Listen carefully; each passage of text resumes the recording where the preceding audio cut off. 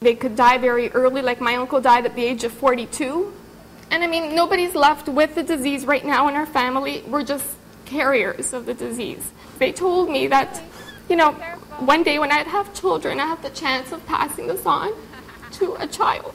And it's a 1 in 4 chance. That's Romina Izio's godchild. She would like children.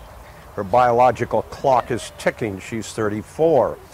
But she has a major problem. She's a carrier of Fabry's disease. All right, we're going to put your hat on. What is Fabry's? It is a very rare genetic disorder that prevents the body from breaking down fats in the brain, heart, and kidneys. Those suffering from the disease will inevitably face a very painful and messy death at the relatively young age of around 40. I saw what my uncle went through, and there was no way I could do that to a child, knowing that in the beginning of life it would start off with a strike against it. Last year, Romina, after many attempts, finally became pregnant. It was a moment of great joy that soon turned into one of grief and pain. At 12 weeks, her fetus was tested. It was a boy. It had Fabry. Too aware of what happened to male members of her family with Fabry, she had an abortion. It was the worst thing I ever had to go through. And I really don't want to go through it again. I don't know. I don't think I can handle to go through it again. It's very painful for myself and my husband. But there are 2 procedures which could solve this problem. One is called pre-implantation genetic diagnosis, PGD.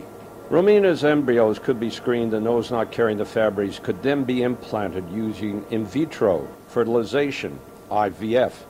But the cost is between $10,000 to $20,000. It would alleviate the whole issue of what I had to do last summer, which is very extremely painful and heartbreaking, and I don't want to terminate again, especially after, you know, many, many years of fertility problems.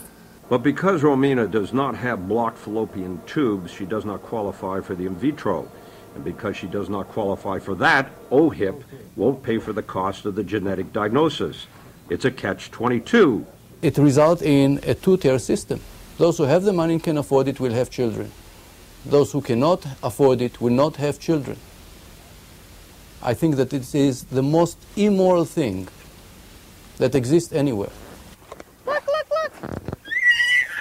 So Romina's options are to pay for the procedures herself, which she can't afford, give up on having a baby, or gamble that her next pregnancy won't be terminated like her last one. Minister, have you got time for a quick question? We caught up with Health Minister George Smitherman at a conference where he asked him about Romina's bitter dilemma. It's against the law for me to have a discussion under the provisions of Bill 31 about any individual's health care case, so I can't speak about that. But yeah, happy to take a look at it. Thanks for bringing it to our attention. Noting something in politics does not always translate into action, but we did get a more illuminating interview with the minister's press secretary. There's a question raised here about the use of testing to determine whether or not a child is born with a particular health challenge. So that's one that...